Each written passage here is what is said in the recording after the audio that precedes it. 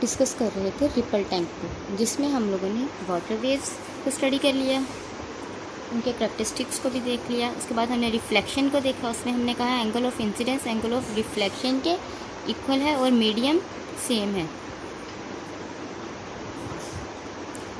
Then हम लोगों ने रिफ्रैक्शन को स्टडी किया, इसमें हम लोगों ने कहा एंगल ऑफ रिफ्लेक्शन जो है वो एंगल ऑफ इंसिडेंस के इक्वल नहीं है और दो मीडियम है, वेव एक मीडियम से दूसरे मीडियम में जाती है।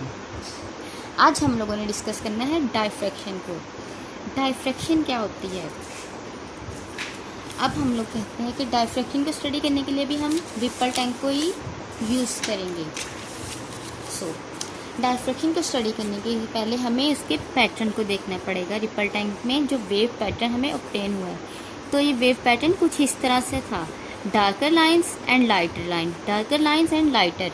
इन डार्कर और लाइटर पार्ट्स को हमने क्रस्ट और ट्रफ्स का नाम दिया।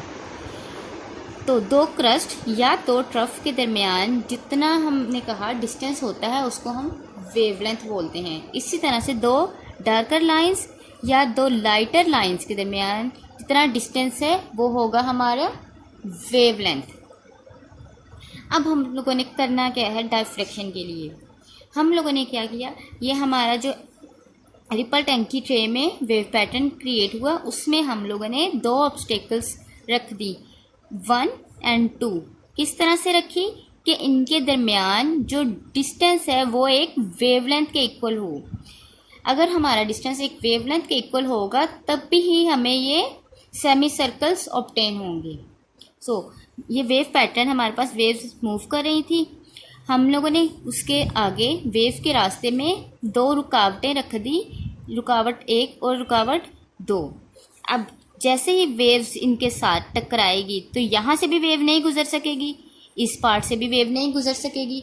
जो वेव्स गुजरेंगी वो सिर्फ इतने डिस्टेंस दरमियान से गुजरेंगी, सिर्फ इस पार्ट से जहाँ पे कोई भी ऑब्स्टेकल नहीं है। तो वेव क्या करेगी, जब यहाँ से गुजरना शुरू करेगी तो वेव बेंड होना स्टार्ट हो जाएगी। इस तरह का पैटर्न हमें हासिल होगा जो है सेमी सर्कल। तो इस फिनोमिना में क्या हो रहा है, वेव ऑब्स्टेकल्स के साथ टकरा रही है और उसमें बेंडिंग हो रही है। बेंडिंग क्यों हो रही है? Because of striking. जैसे ही ये दो शार्प एजेस के साथ टकरा के वेव गुजरेगी, पास आउट कर जाएगी इसमें से, तो वो बेंड हो जाएगी। ठीक है, अब हम क्या कहते हैं कि अगर तो ये तो हमारा डिस्टेंस था इनके दरमियान, ऑब्स्टेकल्स के दरमियान एक वेवलेंथ के इक्वल।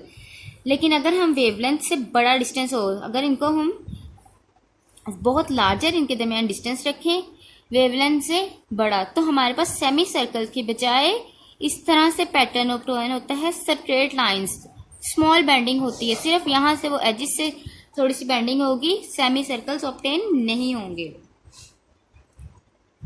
तो डायफ्रैक्शन का फिनोमिना है क्या बेसिकली? इसकी डेफिनेशन करते हैं तो पता चल जाते हैं।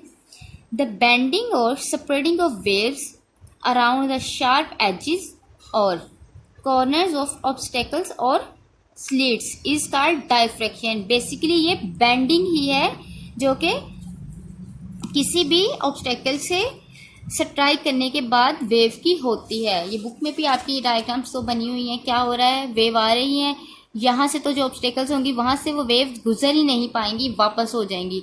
सिर्फ जो दरमियान में इनका फास्ट रास्ता हमने छोड़ा होगा वहाँ से वेव गुजरेगी शार्प एजिस से। जैसे ही वो टकराएगी, ये शार्प एजिस हैं, तो वेव बेंड करना स्टार्ट हो जाएगी और इस बेंडिंग को ही हम बेसिकली डायफ्रैक्शन बोलते हैं। और ये हमारी है diffraction of water waves through a small slit, और यह है through large slit. Large slits में हमारे पास सेमी सर्कल्स की बजाय ओनली स्मॉल बेंडिंग होती है और straight line like he waves produce होती हैं।